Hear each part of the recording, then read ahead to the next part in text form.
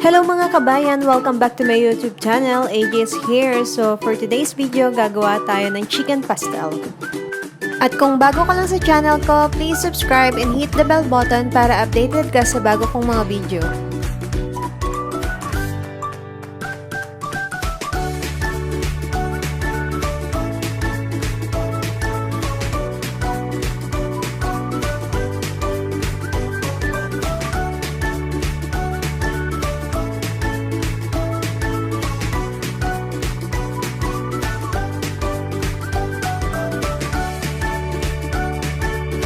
Ito yung mga ingredients na kailangan natin sa pagluluto ng chicken pastel. Meron tayong isang buong manok, cut into bite size, quail eggs, evaporated milk, cooking cream, water, cream of mushroom, butter, red onion dice, black pepper, salt, chopped garlic, fish sauce, green bell pepper, mixed carrots and green peas, diced potato. Maglalagay din tayo ng sausage. Simulan na natin ang pagluluto ng chicken pastel. Magpainit lamang tayo ng pan at ilagay ang ating butter.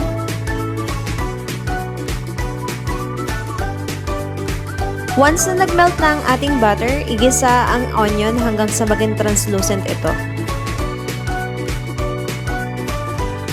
Ilagay ang bawang,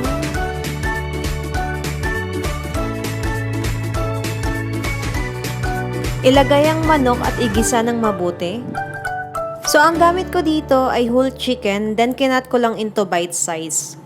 Pwede rin kayong gumamit ng chicken breast sa ating recipe ng chicken pastel.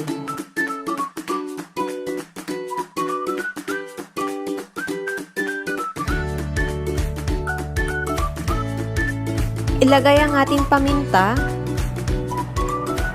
at ang ating patis. Haluin ng mabuti at lutuin ng 5 minuto.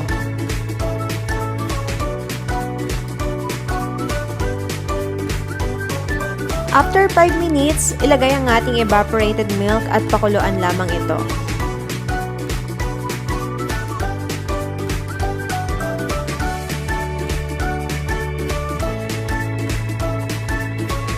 Ilagay ang diced potato at lutuin ito ng 2 minuto.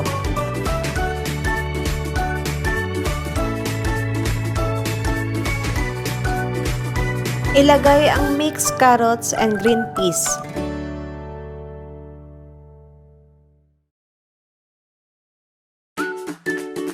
Ilagay ang ating pinaghalong tubig at cream of mushroom at pakuluan lamang ito.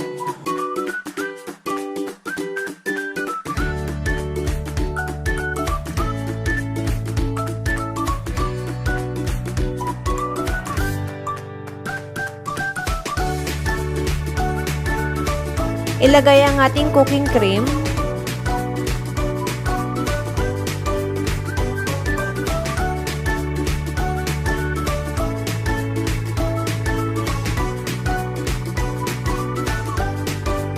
ang ating sausage, green bell pepper, at ang salt. Lutuin ito ng 2 minuto.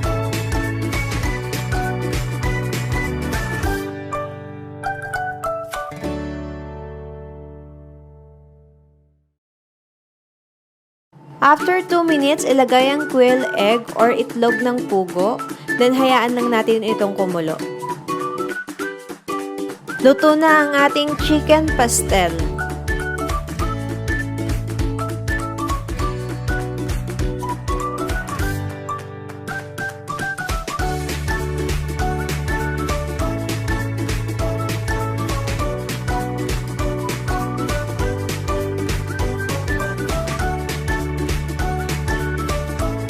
Isang special recipe na naman ang ating nagawa at perfect ito sa kahit na anong okasyon. I hope nagustuhan nyo ang recipe ko ng chicken pastel at itry nyo rin ito sa inyong bahay.